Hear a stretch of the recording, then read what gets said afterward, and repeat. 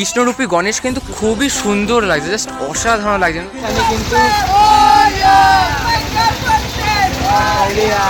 কম্বিনেশনটা দেখতে পাচ্ছ, বাপ্পার যে রংটা করা হয়েছে সেটা কিন্তু টোটালি অফ হোয়াইট বলা যায়, একটু হালকা নীলচে ভাব রয়েছে এবং পিছনে যে ব্যাকগ্রাউন্ড সেটা টোটালি ভায়োলেটের ওপর করা রয়েছে। মানে টোটাল যে থিমটা সেটা কিন্তু সঙ্গীত জগতের ওপর বেস করে বানানো হয়েছে। দেখো ওপরে কিন্তু দেখো কঙ্কাল রয়েছে ওপরে, খুব সুন্দর well decorated place it is. দেখো hey what's up guys, welcome to my new another fresh video. আজকে video title, thumbnail and introvert থেকে তো বুঝেই গেছো, আজকে কিন্তু চলে আসলাম মুম্বাইতে। না মুম্বাই না, ছোট মুম্বাই যেটাকে বলা যায়। কলকাতাতেও কিন্তু মুম্বাইয়ের মতো ফিল পেয়ে যাবে গণেশ পুজোয়। আর আজকে আমি যে তারিখে ভিডিও করছি 6 সেপ্টেম্বর এবং আগামীকাল 7ই সেপ্টেম্বর গণেশ পুজো। তো কাকিনাড়া কিন্তু খুবই সুন্দরভাবে সেজে উঠে এই গণেশ পুজোর উপলক্ষে। তো এখানে টোটাল যে মানে প্রচুর কিন্তু ছোট বড় নানা রকমের কিন্তু পুজো হয়ে থাকে, সবটাই তুলে ধরবো এই ভিডিওতে। এবং যেগুলো বেস্ট সেগুলো তো আরও ভালোভাবে হাইলাইট করে কিন্তু তোমাদের সামনে তুলে ধরবো। তো সেই সব ভিডিওটা দেখতে থাকো। আমি রয়েছি পিয়ুষ দাস এবং তোমরা দেখছো বং পিয়ুষ।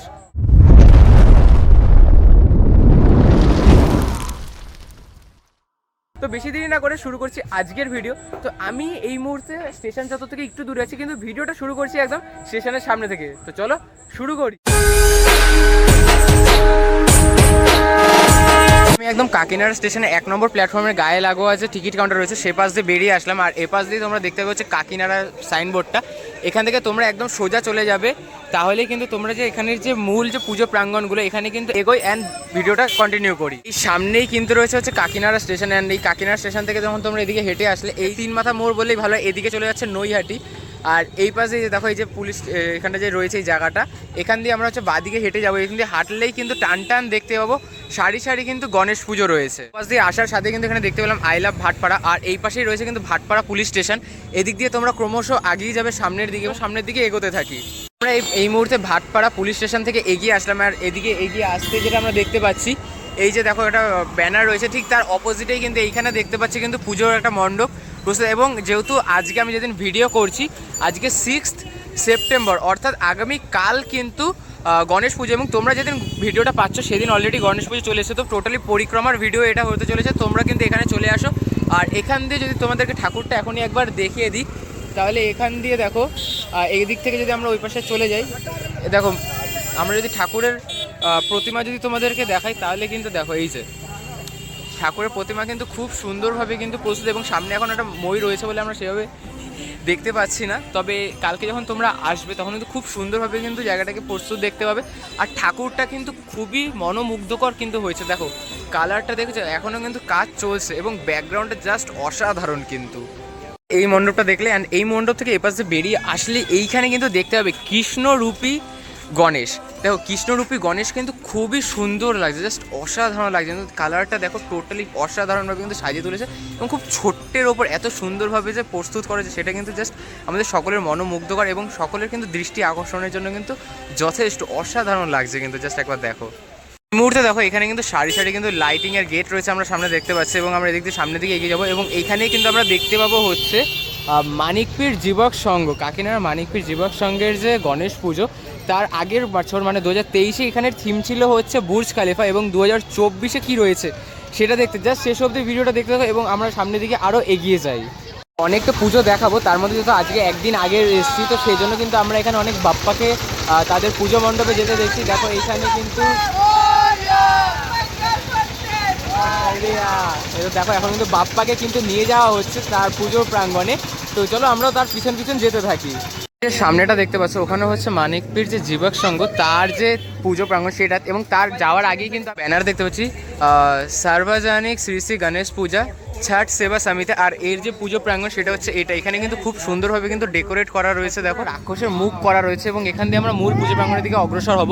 আর খুব সুন্দরভাবে কিন্তু জায়গাটা ডেকোরেট করা রয়েছে, মানে একটা কিন্তু হরার ফিল আসছে এখানে। এবং আমরা যদি এদিক দিয়ে সামনের দিকে অগ্রসর হই তাহলে দেখতে পাবো এখানটা কিন্তু টোটালি কিন্তু একটা হরার প্যান্ডেলকে কিন্তু এখানে রিপ্রেজেন্ট করা হয়েছে। এবং দেখো ওপরে কিন্তু দেখো কঙ্কাল রয়েছে ওপরে, খুব সুন্দর well decorated place it is.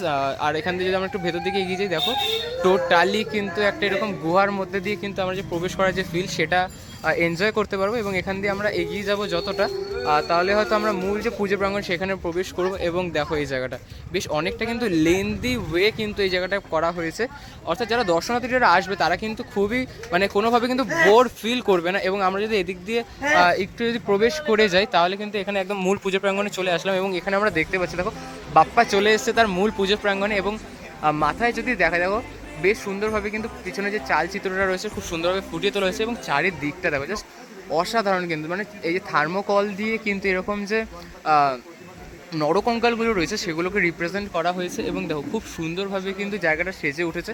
আর একটু কিন্তু হরার ফিল কিন্তু তোমরা পাবে যখন ভেতর দিয়ে যখন প্রবেশ করবে। এই দেখো আর দেখো বাপ্পাটা কিন্তু মানে বাপ্পা কিন্তু খুব সুন্দরভাবে কিন্তু সাজিয়ে তুলেছে। এবং অলংকার যে পরানো হয়েছে জাস্ট অসাধারণ কিন্তু দেখো, মাথাটাও কিন্তু খুব মানে এর যে পিছনে চালচিত্রটা সেটা কিন্তু জাস্ট অসাধারণ লাগছে। এইখানটায় দেখো এবং দেখতে দেখতে আরও যখন সামনের দিকে এগিয়ে আসলাম এবং এখানে কিন্তু দেখতে পাচ্ছি একটা গিটারকে কিন্তু রিপ্রেজেন্ট করা হয়েছে, মানে থিমে কিন্তু রয়েছে গিটার। এবং তার উপর এই যে আলোকসজ্জা মানে লেজার শো এর মাধ্যমে যে আলোকসজ্জাটা করা হয়েছে সেটা কিন্তু জাস্ট অসাধারণ লাগছে। এখন শুধু লাইট শোটা চলছে, এরপর যখন এর ওপর আবার সাউন্ড এফেক্ট দেওয়া হবে তখন কিন্তু খুবই সুন্দর লাগবে। দেখো খুব এটা যদি এখন মানে সেরকমভাবে যদি লেজারের কাজ শুধুমাত্র সেই জন্য কিন্তু তোমরা আপাতত দৃষ্টিতে কিন্তু বুঝতে পারবে না, তবে যদি একটু সামনে থেকে দেখো তাহলে খুব ভালো করে কিন্তু বুঝতে পারবে। এবং আমরা এখন মূল যে পুজো প্রাঙ্গণ সেদিকে প্রবেশ করব। তাহলে এখানে এগিয়ে আমরা দেখে নেব যে এখানের যে পুজো প্রাঙ্গণ মানে আমাদের যে বাপ্পা সেটি কোন মানে কীভাবে তাকে রিপ্রেজেন্ট করা হয়েছে। এবং জায়গাটা কিন্তু খুবই সুন্দরভাবে কিন্তু সাজিয়ে তোলা হয়েছে। দেখো নানা রকমের কিন্তু আলোক যে ঝাড়বাতি সেগুলোকে প্রয়োগ করা হয়েছে। এবং আমরা এখান থেকে আমরা প্রবেশ করব এদিকে। এবং এদিকে যদি প্রবেশ করি জাস্ট দেখো এইখানটা হচ্ছে দেখো ওপরে এরকম খুব সুন্দর কিন্তু একটা লাইট শো কিন্তু অ্যারেঞ্জ করা হয়েছে। এবং এইখানে যদি আমরা প্রবেশ করি তাহলে দেখতে পাবে হচ্ছে এই যে দেখো বাপ্পা কিন্তু এখানে রয়েছে। আর অসাধারণ মানে টোটাল যে থিমটা সেটা কিন্তু সঙ্গীত জগতের ওপর বেস করে বানানো হয়েছে। দেখো এখানে কিন্তু মানে সকল যে আমাদের বাংলার যে গুণী গুণী শিল্পীরা আমাদের সঙ্গীত শিল্পীরা রয়েছেন তাদেরকে কিন্তু এখানে তুলে ধরা হয়েছে। যেমন দেখতে পাচ্ছ বাপি লাহিড়ী রয়েছে এদিকে, এদিকে দেখো লতা মঙ্গেশকর রয়েছে, কিশোর কুমার রয়েছে। অসাধারণভাবে কিন্তু জায়গাটা টোটাল যে থিম সেটা হচ্ছে এদের সঙ্গীত জগৎটা। এবং এইখানটা যদি আমরা বাপ্পাকে দেখাই দেখো বাপ্পা কিন্তু অসাধারণ লাগছে। এবং যে কালার যেটা করা হয়েছে কালারটা দেখে কিন্তু মনে হচ্ছে যেন পুরো যে শ্বেত পাথরের যে প্রতিমা সেটা কিন্তু মনে হচ্ছে। এবং পিছনে আমরা দেখতে পাচ্ছি দেবাদিদেব মহাদেব কিন্তু বিরাজমান রয়েছেন। এক কথায় বলা যায় জাস্ট অসাধারণ কিন্তু এখানে আমরা গণেশের যে প্রতিমা রয়েছে সেটা কিন্তু আমরা দর্শন করতে পারছি এই জায়গাটা। এবং চারিদিকের থিমটা যদি একবার তোমাদেরকে আমি ঘুরে দেখাই টোটালি কিন্তু সঙ্গীত জগৎকে কিন্তু কেন্দ্র করে প্রস্তুত করা হয়েছে এই পুজো মণ্ডপটি। দেখো এখানে যেমন মানে প্রত্যেকটা যে সঙ্গীত শিল্পীরা রয়েছে সঙ্গীত গুণীজন রয়েছেন তাদেরকে কিন্তু এখানে প্রস্তুত করা হয়েছে। এবং এখানে যে দেখো প্যান্ডেলটা দেখে হয়তো তোমরা ভাবতে পারো খুবই সিম্পল একটা প্যান্ডেল, যাবো না এই ঠাকুর দেখতে। বাট একটা কথা বলি দিই, প্যান্ডেল বাইরে দিয়ে যেমনই হোক ভেতরে যদি একবার দেখায় তোমরা যদি না এসে থাকতে পারবে না। দেখো ভেতরের দিকে প্রবেশ করলাম এবং ভেতর দিকে প্রবেশ করতেই যেটা দেখতে পাচ্ছি দেখো বাপ্পাকে কিন্তু জাস্ট অসাধারণ রূপে কিন্তু সাজানো হয়েছে। দেখো অলংকার থেকে শুরু করে পিছনের চালচিত্র সমস্তটাই কিন্তু খুবই সুন্দর আলোকসজ্জার মাধ্যমে কিন্তু সাজিয়ে তোলা হয়েছে। এবং কালার কম্বিনেশনটা দেখতে পাচ্ছ বাপ্পার যে রংটা করা হয়েছে সেটা কিন্তু টোটালি অফ হোয়াইট বলা যায়, একটু হালকা নীলচে ভাব রয়েছে। এবং পিছনে যে ব্যাকগ্রাউন্ড সেটা টোটালি ভায়োলেটের ওপর করা রয়েছে। অসাধারণ কিন্তু কাজের মাধ্যমে এই যে দেখো ভেতরে যদি আমি সামনের দিকে দেখাই যে কাজগুলো দেখো এই কাজগুলোর জন্য কিন্তু জাস্ট অসাধারণ লাগে। টোটাল যে প্রতিমাটা টোটালটা কিন্তু কাজের জন্য খুবই দৃষ্টি আকর্ষণীয়। আর দেখো জাস্ট অসাধারণ লাগছে কিন্তু। আর যেটা না বললেই নয় তোমাদেরকে বললামই যে বাইরে থেকে প্যান্ডেল যেমনই হোক ভেতরের বাপ্পা কিন্তু অসাধারণ রূপে কিন্তু সাজিয়ে তোলা হয়েছে এখানে।